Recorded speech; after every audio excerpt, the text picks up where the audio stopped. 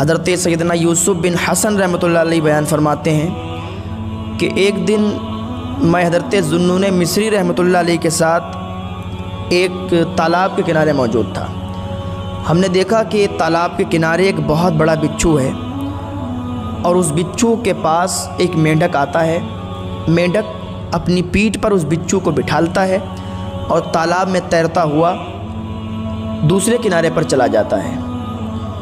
حضرت ذوالنون مصری نے جب یہ منظر دیکھا تو آپ نے فرمایا کہ دوسرے کنارے پر کچھ عجیب و غریب واقعہ ہونے والا ہے۔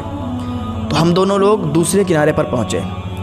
جب دوسرے کنارے پر ہم لوگ پہنچے تو ہم نے دیکھا کہ بچھو وہاں پر مینڈک کی پیٹھ سے اترا اور ایک جانب چل دیا، تو ہم دونوں لوگ بھی اس کے پیچھے چل دیے۔ کچھ دوری پر جب وہ بچھو پہنچا تو ہم نے وہاں پر ایک عجیب و غریب خوفناک منظر دیکھا۔ وہاں پر ایک نوجوان نشے کی حالت میں لیٹا ہوا ہے، بے ہوشی کی حالت میں پڑا ہوا ہے، اور اس کے قریب ایک بہت بڑا اژدہا ہے، اور وہ اژدہا اس نوجوان کو ڈسنے کے لیے اس کے سینے پر سوار ہوا۔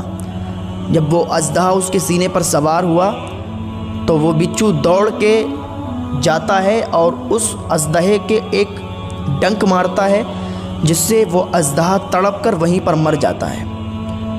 جب وہ اژدہا مر جاتا ہے تو وہ بچھو واپس چلا آتا ہے اور مینڈک وہ کنارے پر موجود ہے۔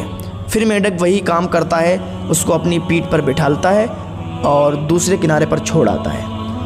اب ہم لوگوں نے جب یہ منظر دیکھا تو ہم اس نوجوان کے قریب گئے۔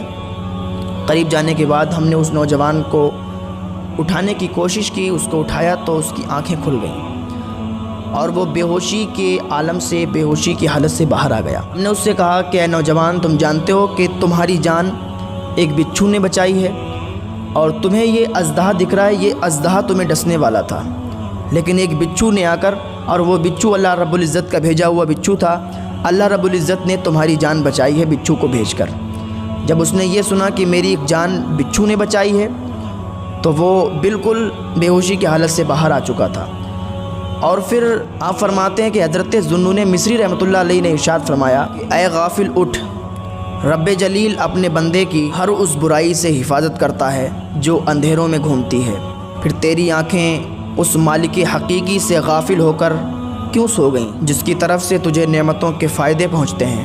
نوجوان نے جب آپ رحمۃ اللہ علیہ کی زبان با اثر سے جب یہ جملے سنے تب وہ خواب غفلت سے جاگ گیا، اپنے رب عز و جل کی بارگاہ میں تائب ہو گیا، توبہ کر لی اور کہنے لگا کہ اے میرے پاک پروردگار عالم، جب تو اپنے نافرمان بندوں کے ساتھ اتنا اچھا برتاؤ کرتا ہے تو تو اپنے نیک بندوں کے ساتھ کتنا اچھا برتاؤ کرتا ہے۔